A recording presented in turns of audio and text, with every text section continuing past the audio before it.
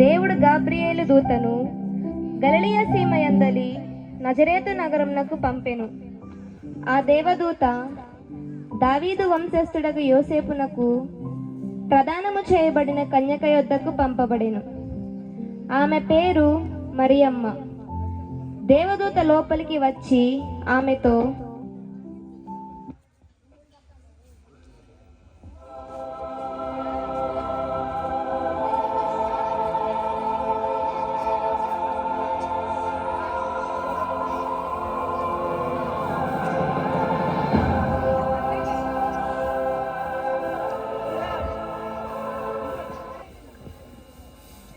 అనుగ్రహ పరిపూర్ణురాల, నీకు శుభము, ఏలిన వారు నీతో ఉన్నారు.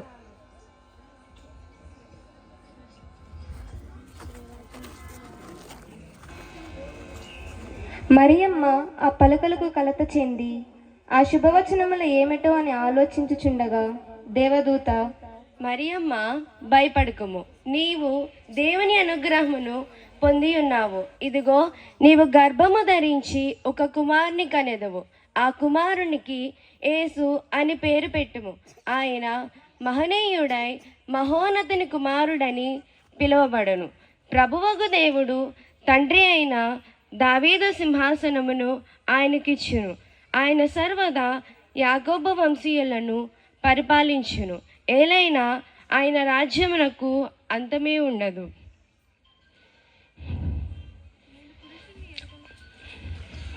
నేను పురుషుని ఎరుగను కదా, ఇది ఎలాగూ జరుగును? పవిత్రాత్మ నీపై వేంచేయును, సర్వోన్నతుని శక్తి నిన్ను ఆవరించును. అందుచేత ఆ పవిత్ర శిశువు దేవుని కుమారుడని పిలువబడను. ఇదిగో, నీ చుట్టమగు ఎలిజబెత్తును చూడము. ఆమెకి వయసు మళ్ళినది కదా. గొడ్రాలైన ఆమె గర్భము ధరించి ఇది 6వ మాసము. ఏలైనా దేవునికి అసాధ్యమైనది ఏదియూ లేదు. ఇదిగో, నేను ప్రభుని దాసురాలను, మీ మాట చొప్పున నాకు జరుగునుగాక.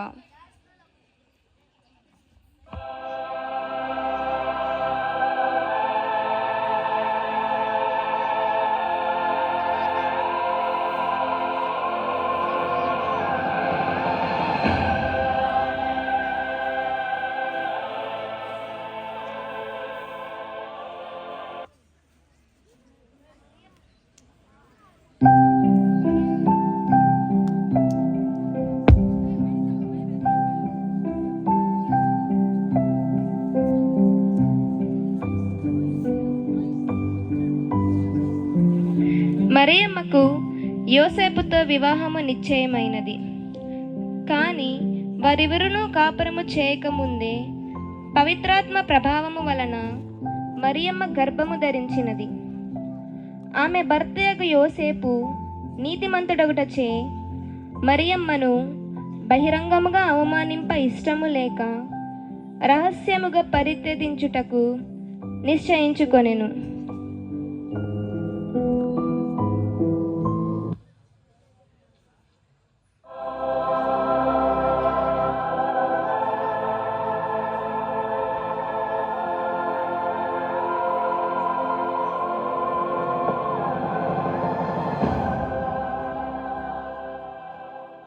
ఏసేపు, దావీదు కుమారుడు వగు ఏసేపు, నీ భార్య అయిన మరియమ్మను స్వీకరించుటకు భయపడవలదు. ఏలైనా ఆమె పవిత్రాత్మ ప్రభావం వల్ల గర్భము ధరించి ఒక కుమారుని కనును. నీవు ఆ కుమారునికి యేసు అని పేరు పెట్టుము. ఏలైనా ఆయన తన ప్రజలను వారి పాపముల నుండి రక్షించును.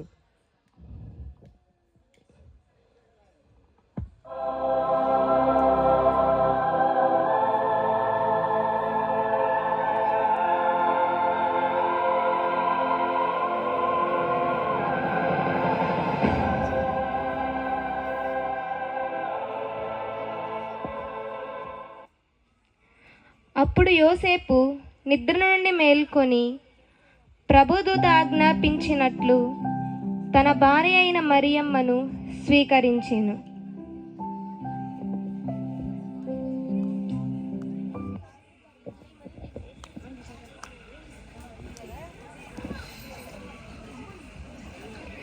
ఇందు మూలంగా యావజ్ఞ ప్రజలకు తెలియజేయమనేది ఏమనగా ప్రజాసంఖ్య రాయవలెనని కైసరు అవగస్తు నిర్ణయించుట వలన ప్రజలంతా తమ తమ స్వర్గామాలకు వెళ్ళి ప్రజాసంఖ్య రాయించవలసిందిగా తెలియజేయటమైనదహో.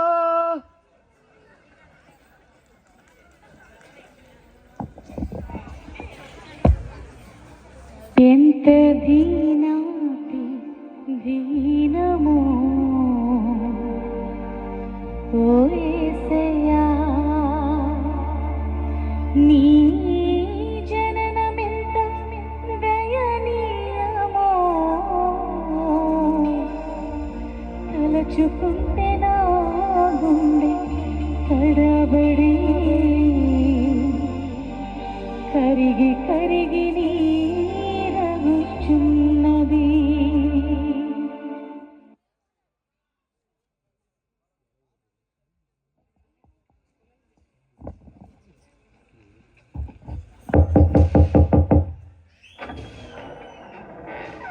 అమ్మా, నా భార్య ప్రసవ వేదంతో బాధపడుతుంది. కొంచెం స్థలం ఉంటే ఇస్తారా? లేదు లేదు, మా సత్రంలో స్థలం లేదు, వెళ్ళిపోండి.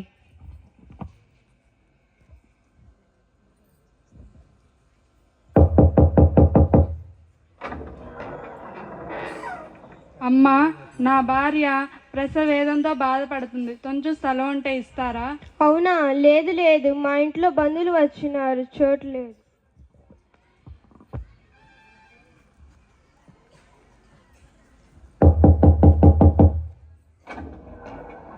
అమ్మా, నా భార్య ప్రసవ వేదంతో బాధపడుతుంది. కొంచెం స్థలం ఉంటే ఇస్తారా?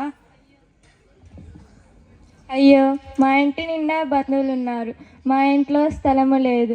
మీ భార్య ప్రసవ వేదంతో బాధపడడం చూడలేకపోతున్నాను. మీకు కావాలంటే అక్కడ కనిపించుచున్న ఆ యొక్క పశువుల కొట్టం, అక్కడికి వెళ్ళండి.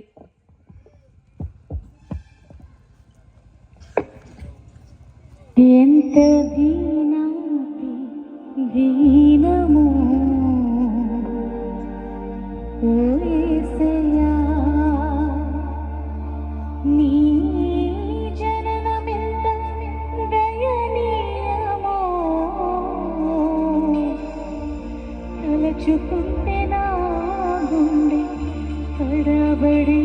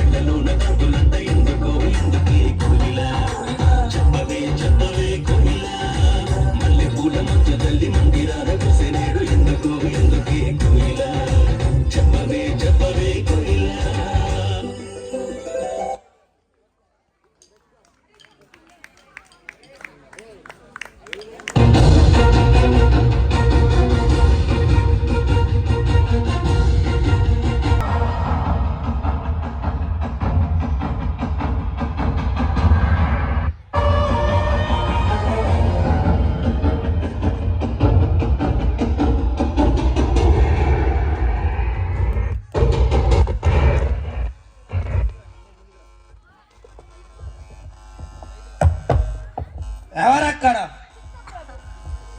తూర్పు దర్శపు జ్ఞానులు యూదుల రాజుగా పుట్టిన ఆయన కనుగొన్నట్టుకు యెరూషలేము నుంచి వచ్చి మీ దర్శనం కోరుచున్నారు.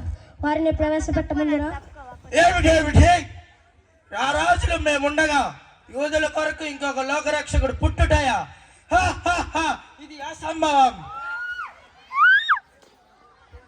ఇది ఎలా సాధ్యం? మా పూర్వీకులు చెప్పిన మాట ఇదేనా? ఆ లోకరక్షకుడు ఇదేనా? వెంటనే జ్ఞానులను ప్రవేశపెట్టుము. జ్ఞానాలను ప్రవేశపెట్టండి.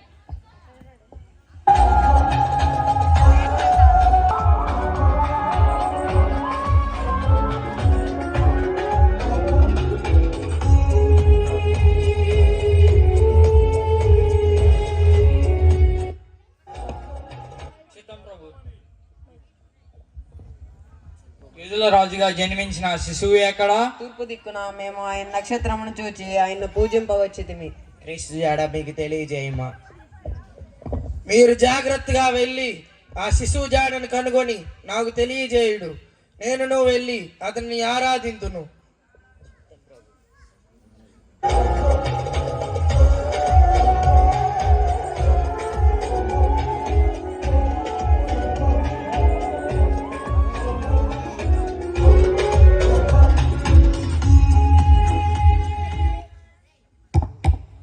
ఎవరక్కడ? వెంటనే శాస్త్రిని ప్రవేశపెట్టుము.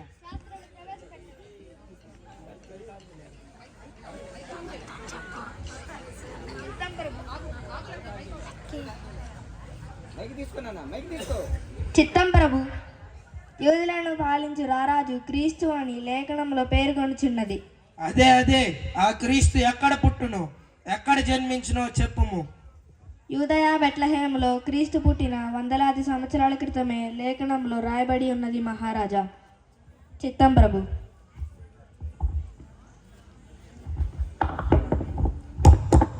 ఎవరక్కడ? చిత్తం ప్రభు. 2 సంవత్సరాలు మొదలుకొని చిన్న వయసులో ఉన్న మగపిల్లలందరినీ ఖండ ఖండములుగా నరికివేయము. చిత్తం ప్రభు.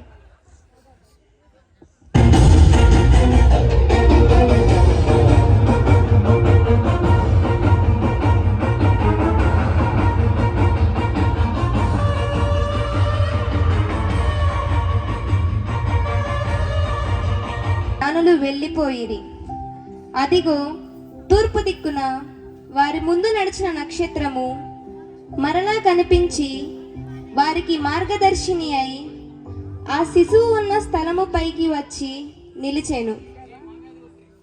వారు నక్షత్రమును చూచినప్పుడు ఎంతో ఆనందించిరి.